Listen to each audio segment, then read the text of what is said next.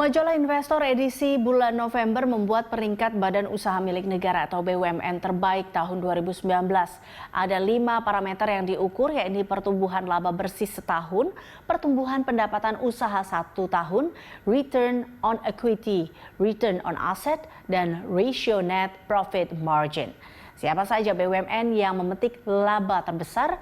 Siapa pula yang memiliki aset terbanyak? Ini dia fakta datanya.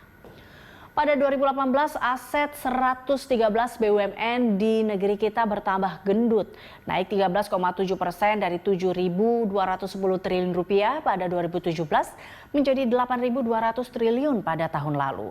Peningkatan aset ini didorong revaluasi aset oleh BUMN. Dilihat dari aset permodalan, ekuitas BUMN tahun 2018 mencapai 2.611 triliun rupiah. Bandingkan dengan tahun 2017 saat ekuitas BUMN masih 2.387 triliun rupiah. 10 BUMN nangkring di posisi teratas. Perusahaan listrik negara atau PLN mempunyai aset tertinggi dengan 1.492 triliun rupiah. Lalu Bank Rakyat Indonesia di posisi kedua dengan 1.296 triliun rupiah. Dan ketiga, Bank Mandiri yang memiliki aset 1.202 triliun rupiah. Pertamina berada di posisi keempat dengan 937,1 miliar rupiah. Di bawahnya ada BNI, BTN, Taspen, Telkom, Inalum, dan Pupuk Indonesia. Bagaimana dari sisi laba bersih? Dari sisi nilai aset, Pertamina memang kalah dari PLN, BRI, dan Bank Mandiri. Namun dari sisi pendapatan dan laba bersih, Pertamina lebih unggul. Laba bersih Pertamina tahun 2018 menembus 36,59 triliun rupiah. Adapun laba bersih total BUMN mencapai 188 triliun rupiah. BUMN di sektor keuangan terutama perbankan memberikan kontribusi cukup besar. BRI misalnya membukukan laba 32,4 triliun rupiah. Bank Mandiri mengeruk laba 25,85 triliun rupiah. Dan BNI mencetak laba 15 triliun rupiah. Ketiga bank plat merah ini masuk 10 BUMN pencetak laba terbesar.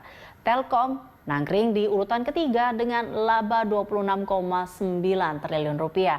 Adapun perusahaan Strum yakni PLN menghimpun laba 11,5 triliun rupiah. Di luar itu, Inalum mencetak kenaikan laba hingga 56,21%. Waskita Karya, Pupuk Indonesia, dan Semen Indonesia juga berada dalam barisan 10 besar BUMN yang mencetak laba terbesar. Sekarang kita tengok kewajiban BUMN. Bank Rakyat Indonesia berada di urutan pertama yang memiliki kewajiban terbesar yakni 1.111,8 triliun rupiah. Kewajiban itu adalah dana pihak ketiga dari masyarakat seperti giro, tabungan, deposito, serta pinjaman-pinjaman jangka panjang dan pendek. Di urutan kedua ada Bank Mandiri yang memiliki kewajiban 1.000-an triliun rupiah dan BNI 698 miliar rupiah. Sementara Pertamina yang memiliki laba terbesar juga memiliki kewajiban sebesar 508,4 miliar rupiah. Dan berkaca dari tahun 2018, BUMN kita ternyata memiliki total tanggungan sebesar 5.589 triliun rupiah. Memang lebih kecil dari total aset, tapi seharusnya cukup untuk membuat pemerintah waspada. Bagaimana dengan pendapatan BUMN tahun 2018? Pertamina berada di urutan pertama dengan pendapatan tertinggi mencapai 838,93 triliun rupiah di 2018. Ini naik 34,6% dibandingkan tahun 2017. Pendapatan PLN mencapai 272,89 triliun rupiah atau naik 6,9%.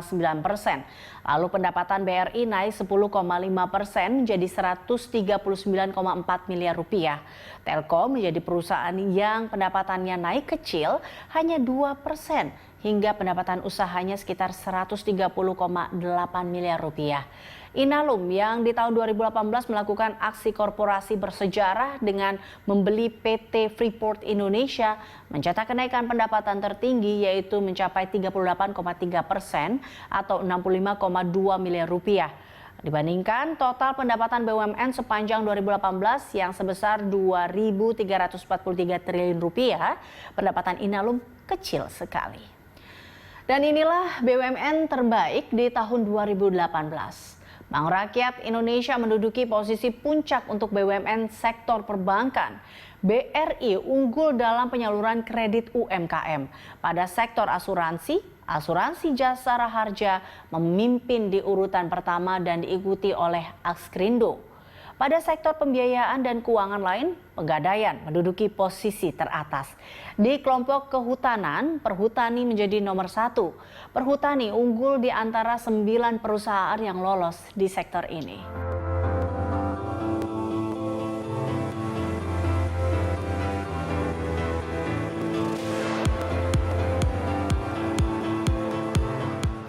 Badan usaha milik negara memiliki tugas penting dalam membangun negeri ini. Salah satunya dalam membangun infrastruktur.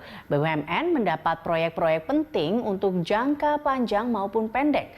Menurut Bappenas, BUMN menyumbang 21%-an terhadap total belanja infrastruktur antara 2020 hingga 2024.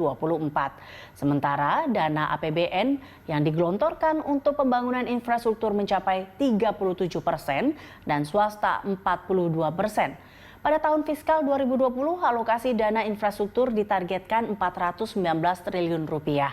Bandingkan dengan tahun pertama pemerintahan Joko Widodo yang saat itu sekitar 256 triliun rupiah.